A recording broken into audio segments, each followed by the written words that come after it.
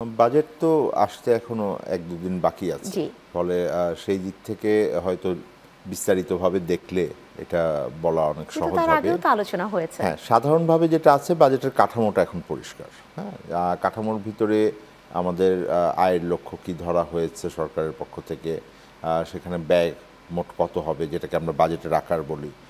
সেই বিষয়গুলো এখন বের হয়ে আসছে। কতখানি ঋণ নিতে হবে এই দুটোর মধ্যে পার্থক্যের ক্ষেত্রে এবং কোন ধরনের উৎস থেকে নিবেন।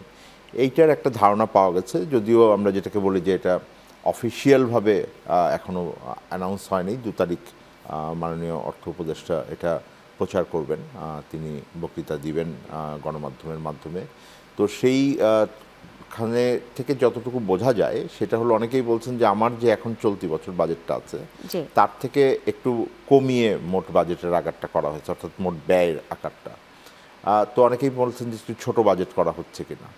আমি মনে করি যে খুব ছোট বাজেট হবে না, কারণ আমাদের যেই বাজেটটা এই অর্থ বছরের জন্য দেয়া হয়েছিল এবং বেশ কয়েক বছর ধরে এটা সত্যি যে এই বাজেটের ব্যয়ের যে আকার ধরা হয় বা রাজস্ব সংগ্রহের যে আকার ধরা হয় এটা অনেক বেশি থাকে। এটা আসলে আমরা বাস্তবে করতে পারি না।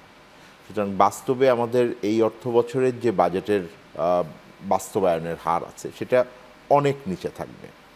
ধরেন আমরা সিপিডির পক্ষ থেকে বলা হয়েছে যে হয়তো যে আমার রাজস্ব আয়ের লক্ষ্যমাত্রা এটা প্রায় ১,০০,০০০ কোটি টাকার মতন কম হবে।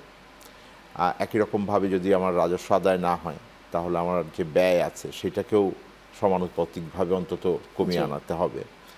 সুতরাং তার প্রেক্ষিতে যদি আমি আগামী অর্থ বছরের বাজেটটা দেখি তাও কিন্তু আমার প্রায় ১৫-২০% আমার প্রবৃদ্ধি করতে হবে আয়ের দিক থেকেও ব্যয়ের দিক থেকেও। এবং আয়ের দিক থেকে এটা যে খুব সহজ হবে তা কিন্তু না। এই অর্থ বছরে আমাদের যে পরিমাণ আয় হয়েছে তার তুলনায় আগামী অর্থ বছরে যদি এই আয়টা করতে হয় বা রাজস্ব সংগ্রহটা করতে হয় তাহলে দুটো বিষয় খুব গুরুত্বপূর্ণ হবে। একটা হলো আমার অর্থনীতির গতি কতখানি সচল থাকবে, কারণ অর্থনৈতিক কর্মকাণ্ড যত হয় রাজস্ব আদায় তত বাড়তে থাকে। দ্বিতীয় হলো যে আমরা যেই সংস্কার কার্যক্রমের কথা বলছি সেই সংস্কার কার্যক্রম বাস্তবভাবে কতখানি এটা ফলাফল দেবে। এবং তার মধ্যে একটা বড় বিষয় হলো যে আমার যে বিপুল পরিমাণ কর ফাঁকি হয় সেই কর ফাঁকির জায়গা থেকে আমরা কতখানি ঘাটতি কমিয়ে আনতে পারবো বা সেই দুর্বলতাটাকে কতখানি কমিয়ে আনবো তার উপরে নির্ভর করবে এই রাজস্ব সংগ্রহের যে লক্ষ্যমাত্রা আছে।